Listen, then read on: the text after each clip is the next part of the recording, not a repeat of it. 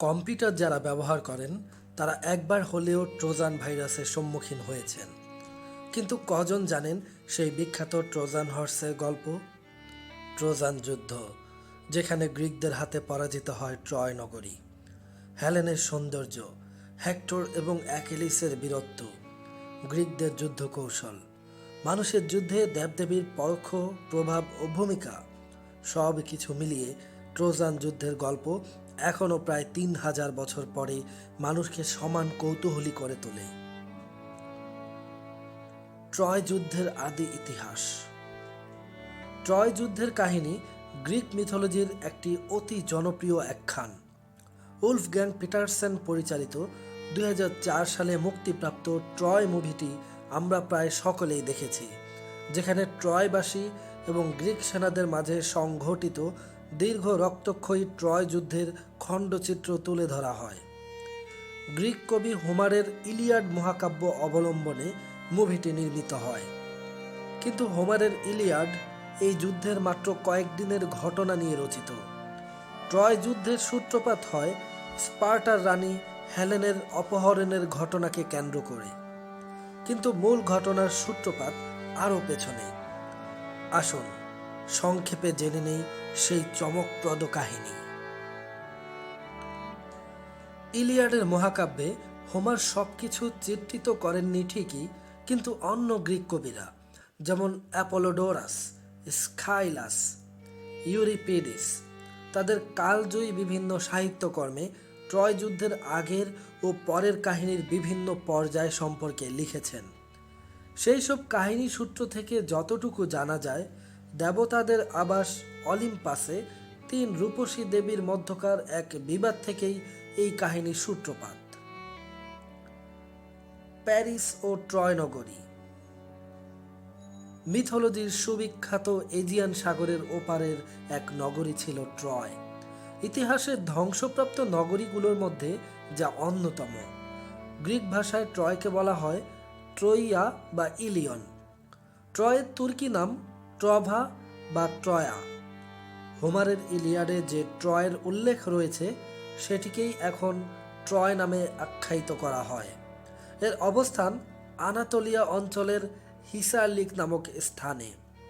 অর্থাৎ আধুনিক হিসারলিকই হল সেই প্রাচীন ট্রয় নগরী। প্রাচীন ট্রয় নগরীর ভৌগোলিক অবস্থান তুরস্কের উত্তর পশ্চিমাঞ্চলের কানাক্কাল প্রদেশের সমুদ্র সৈকতের নিকটে এবং আইদা পর্বতের নিচে দারদানেলিসের দক্ষিণ পশ্চিমে। সুদৃঢ় প্রাচীর বেষ্টিত চমৎকার একটি নগরী ট্রয়। প্রাচীনকালে এ ধরনের শহরে শুধু রাজা ও তার অমাত্যরাই বসবাস করতেন। নগরীর চারপাশে থাকত প্রজারা। সেটিকে শহর ধরা হলে ট্রয় দারদানেলিস বা কানাক্কাল থেকে বিস্তৃত হয়ে দক্ষিণে প্রায় 15 মাইল পর্যন্ত বিস্তৃত ছিল, যা প্রাচীন রোম থেকেও আয়তনে প্রায় 1.5 গুণ বড়। প্যারিস। ট্রয়ের রাজা প্রিয়াম এবং রানী হেকুবার দ্বিতীয় সন্তান প্যারিস। দ্বিতীয় পুত্রের জন্মের পূর্বে হেকুবার স্বপ্নে দেখলেন তিনি পৃথিবীতে একটি জ্বলন্ত অগ্নিশিখা বয়ে আনতে যাচ্ছেন, যে শিখা জ্বালিয়ে দেবে সমগ্র ট্রয় নগরী, দুর্ভাগ্য পীড়িত করবে গোটা সাম্রাজ্যকে। রাজজ্যোতিষী পরামর্শ দেন প্যারিসকে হত্যা করার, কিন্তু পিতা প্রিয়াম শিশুটিকে হত্যা করতে কুণ্ঠিত বোধ করেন। বিকল্প হিসেবে প্যারিসকে রেখে আসেন আইডা পর্বতে। সেখানে এক রাখাল তাকে কুড়িয়ে নেয় আর নিজ সন্তানের মতোই লালন পালন করে বড় করে তুলতে থাকে। রাখাল আকর্ষণীয় ও সুদর্শন এই বালকের নাম রাখে প্যারিস। পুরাণ মতে প্যারিস যখন টকবকে যুবক, মার্মিডন্সের রাজা প্যালেউস ও সাগরপরী থেটিসের বিয়েতে যুদ্ধ ও কলহ দেবী ইরিস ছাড়া সবাই আমন্ত্রিত হয়। এই প্যালেউস ও থেটিসই হলেন ঐতিহাসিক মহাবীর অ্যাকিলিসের বাবা মা। প্যালেউস ও থেটিসের বিয়েতে দেবতাদের পিতা জিউস, তার স্ত্রী হেরা, জ্ঞানের দেবী অ্যাথেনা ও প্রেম ও সৌন্দর্যের দেবী আফ্রোদিতি উপস্থিত হন। আমন্ত্রণ না পাওয়ায় কলহ দেবী ইরিস ক্ষেপে অগ্নিশর্মা হয়ে যান। ইরিস নিজেই সেই বিয়ের অনুষ্ঠানে হাজির হন বিনা নিমন্ত্রণে। মূলত একটি ঝামেলার সৃষ্টি করার জন্যই ইরিস সেই সোনালি আপেল নিক্ষেপ করেন ভোজ টেবিলে। আপেলের গায়ে লেখা ছিল সবচেয়ে সুন্দরীর জন্য। সে আপেলের দাবি করে বসেন 3 দেবী, দেবী হেরা, অ্যাথেনা ও আফ্রোদিতি। সৌন্দর্য আর শ্রেষ্ঠত্বের গৌরব কেউ ছাড়তে রাজি নয়। 3 জন দেবী দেবরাজ জিউসের ঘনিষ্ঠ হওয়ায় জিউস নিজে কোনো পক্ষ নিতে পারছিলেন না। তাই তিনি মর্তের সুন্দরতম পুরুষ প্যারিসের উপর তাদের কলহ মেটাতে বিচারের ভার দেন। জিউস তার বার্তাদূত আইরিসকে বলেন আপেলটি আইডা পর্বতের রাখাল প্যারিসকে দিতে।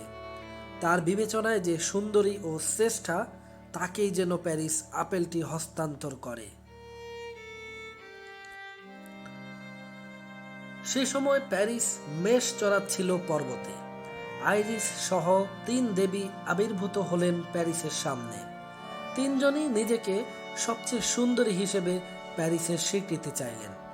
হেরা বললেন, আমি তোমাকে সবচেয়ে ধনী এবং সবচেয়ে ক্ষমতাশালী রাজা বানিয়ে দেব। অ্যাথেনা বললেন, সম্পদ ও ক্ষমতা দিয়ে কি হবে যদি তোমার খ্যাতিই না থাকে? আমি তোমাকে জ্ঞান, খ্যাতি আর যুদ্ধ জয়ের স্বর্গীয় ক্ষমতা দেব। এদিকে মিষ্টি হেসে দেবী আফ্রোদিতি বললেন, জ্ঞান খ্যাতি তো তুমি উপভোগ করতে পারবে না। তুমি জানবেই না জীবিত থাকতে যা করেছো তার জন্য মানুষ তোমাকে মনে রেখেছে নাকি ভুলে গেছে। কিন্তু আমি তোমাকে দিতে পারি পৃথিবীর সবচেয়ে সুন্দরী নারী, যে তোমার স্ত্রী হবে, যার ভালোবাসায় তুমি এমনভাবে সুখী হবে যে বারবার এই জীবন পেতে ইচ্ছে করবে। সিদ্ধান্ত নিতে দ্বিধা করেনি প্যারিস। তার চাই সুন্দরী রমণী, ভালোবেসে সুখী হতে চায় সে। ফলশ্রুতিতে আপেল পেল আফ্রোদিতি। সন্তুষ্ট দেবী আফ্রোদিতি তার জন্য বরাদ্দ করল মর্তের পৃথিবীর সবচেয়ে সুন্দরী নারী হেলেনকে। আর দেবী হেরা ক্ষুব্ধ হয়ে প্যারিসের নিয়তিতে উপহার দিল যুদ্ধ ও সংকট। সেই সাথে দেবী অ্যাথেনা ও হেরা প্যারিসকে তার পিতা রাজা প্রিয়ামের পরিচয় দিল।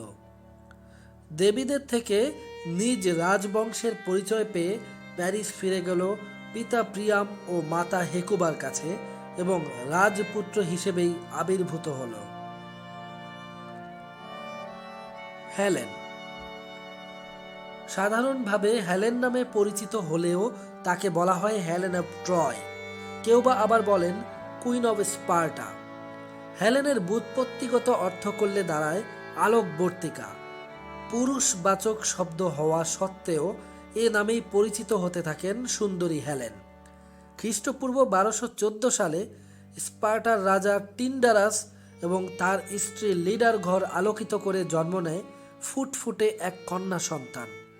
রাজজ্যোতিষী সেই শিশুর নাম রাখেন হেলেন, সাথে এই বলে আশীর্বাদ করেন যে নামের কারণেই জগৎ বিখ্যাত হবে এই কন্যা। Helen of Troy.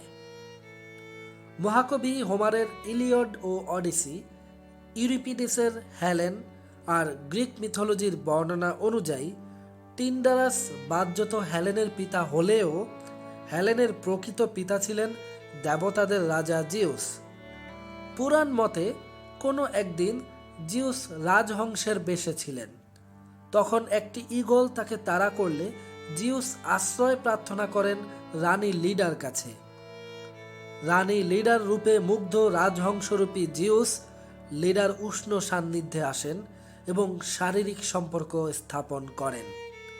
ফলশ্রুতিতে লিডা প্রসব করেন একটি ডিম। সেখান থেকে খোলস ভেঙে বেরিয়ে আসে হেলেন। সময়ের পরিক্রমায় ধীরে ধীরে স্বর্গীয় রূপ, লাবণ্য আর অসাধারণ মোহনীয় নারীত্বের পূর্ণতা নিয়ে বেড়ে উঠতে থাকে হেলেন অব ট্রয়। রানী হেলেন ও রাজা মেনিলাস। সে সময় হেলেনের রূপ সৌন্দর্যে মুগ্ধ গ্রিসের হাজারো যুবক পাণিপ্রার্থী হতে থাকে হেলেনের। তাদের মাঝে মেনিলাস আবির্ভূত হন সৌভাগ্যবান হিসেবে। হেলেনের অমতেই বিয়ে দেওয়া হয় মেনিলাসের সাথে। প্রাচীন গ্রিস সে সময় বিভিন্ন রাজ্যে বিভক্ত ছিল।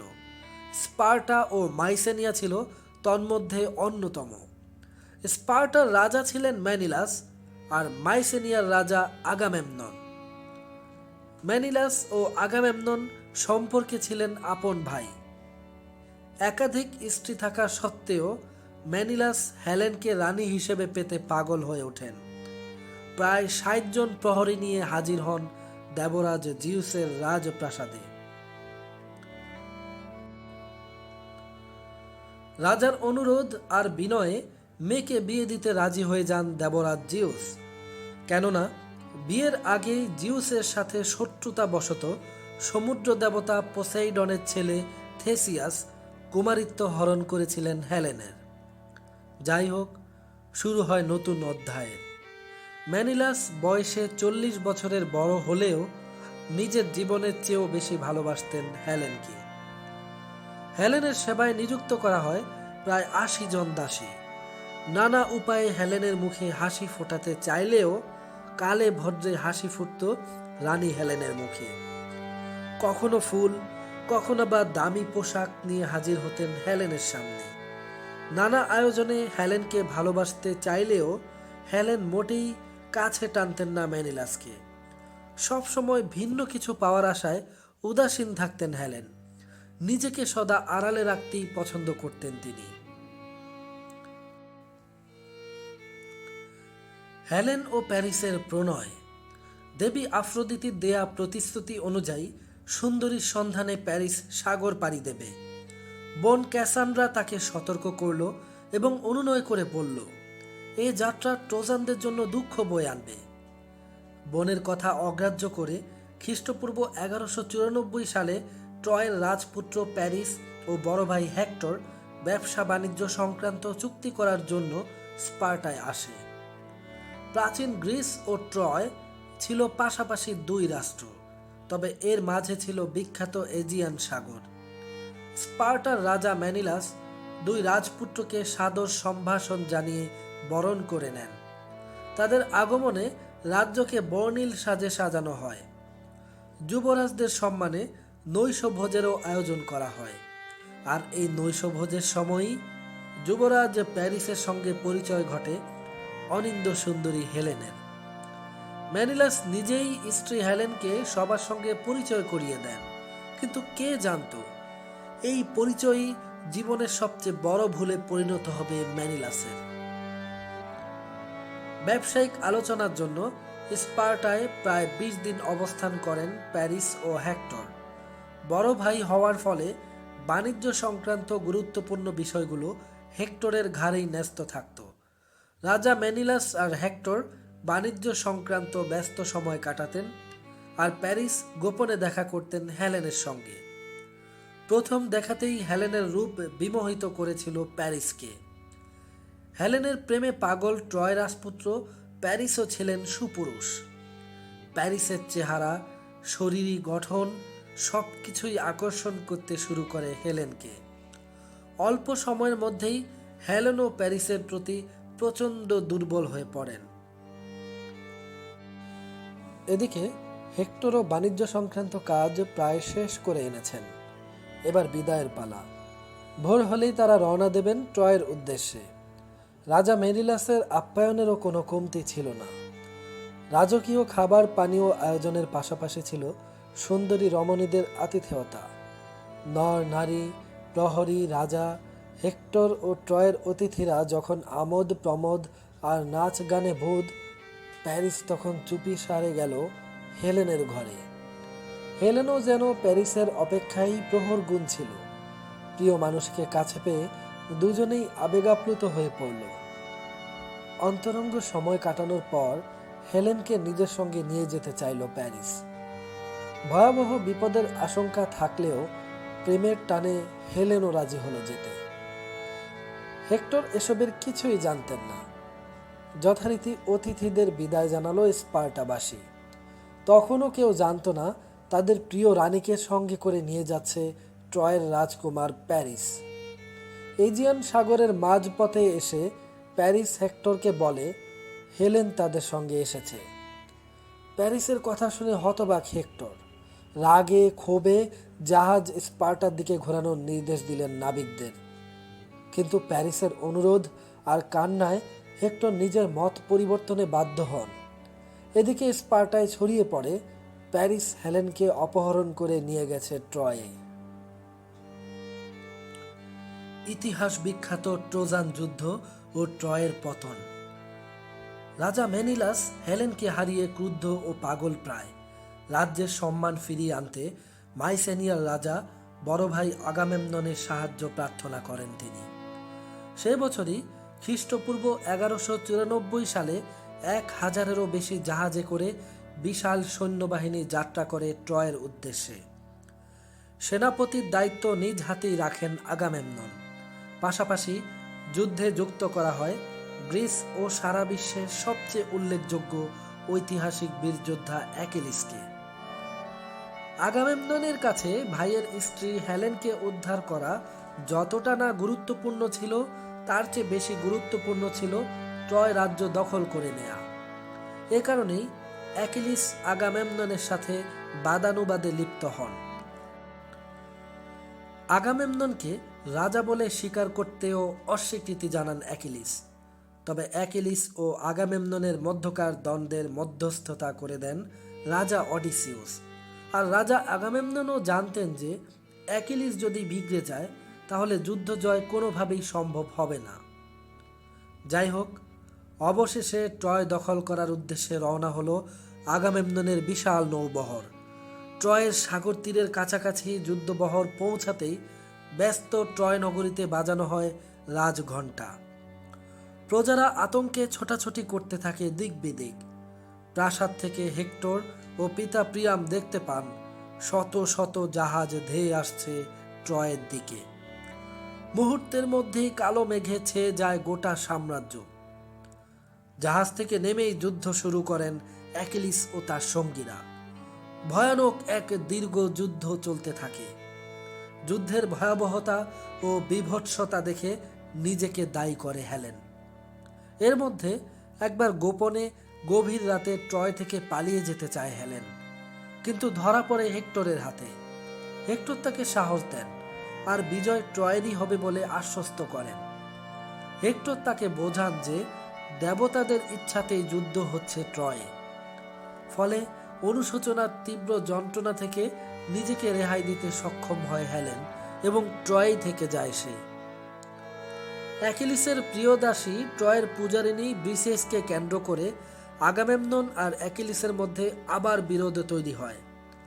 আগামেমনন ব্রিসেসকে নিয়ে যাওয়ার চেষ্টা করলে অ্যাকিলিস ব্রিসেসকে উদ্ধার করেন এবং ক্রুদ্ধ হয়ে প্রতিজ্ঞা করেন যে আগামেমনন স্বীয় কৃতকর্মের জন্য ক্ষমা প্রার্থনা না করলে তিনি ট্রয় যুদ্ধে অংশগ্রহণ করবেন না। কিন্তু যুদ্ধে প্রিয় সহচর ও কাজিন পেট্রোক্লাস নিহত হলে অ্যাকিলিস প্রতিজ্ঞা ভুলে যুদ্ধে অবতীর্ণ হন।